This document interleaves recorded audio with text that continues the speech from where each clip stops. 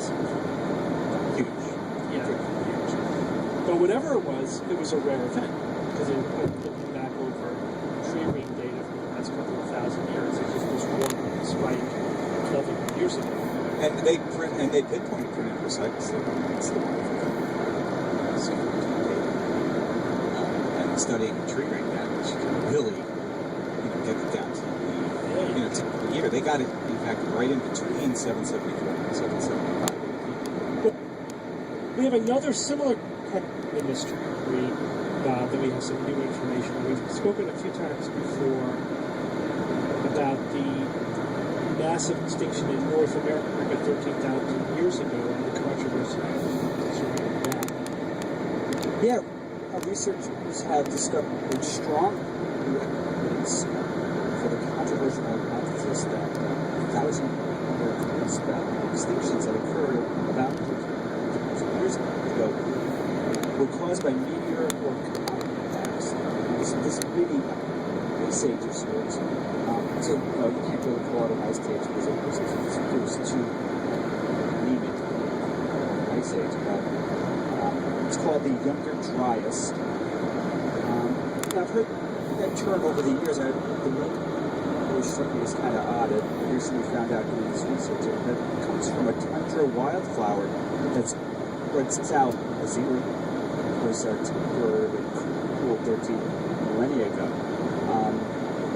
And cool it did. Europe and North America got colder by, on average, 20 degrees Fahrenheit during this time. And 20 degrees, that's huge.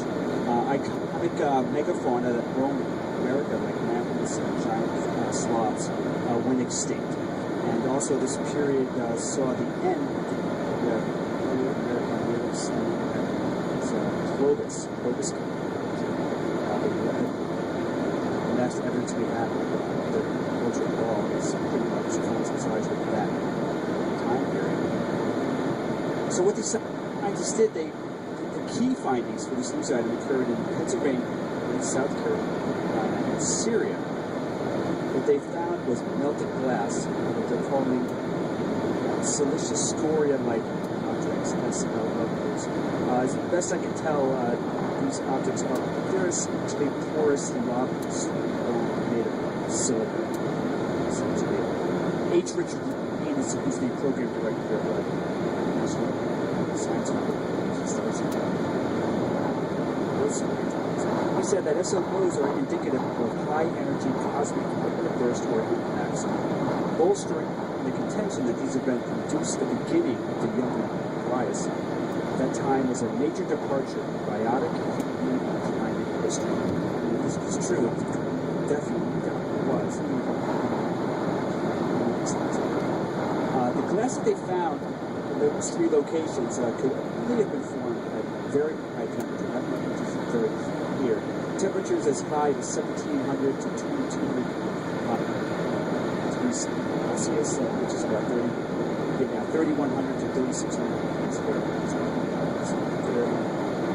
Studies show that the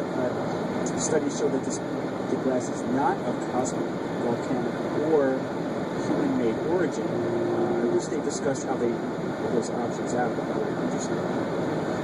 So what is it?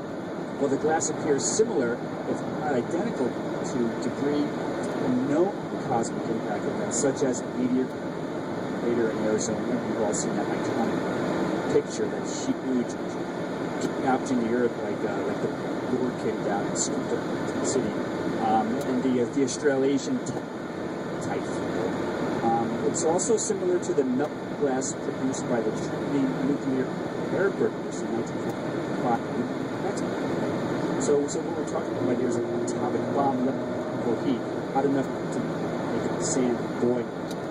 Now, because these sites in North America and the Middle East are separated by 1,000 to 10,000 kilometers, it's that this was most likely the result of three or more major impacts or airburst events, which was most likely caused by a swarm of objects that were pieces of a comet or asteroid. So you'd have this comet or asteroid coming in, and for whatever reason, it breaks into 3 or 4 huge chunks. may impact the Earth in a very brief period of time. The other really interesting angle to this was the discovery of these melted glass in Syria, specifically in the Euphrates Valley. Now, this is a real special place. It has evidence of the transition of these from nomadic hunter-gatherers to hunters who live in permanent villages. And they also found evidence of massive fires in this area about 13,000 years ago. Now, the contention that some people are making is that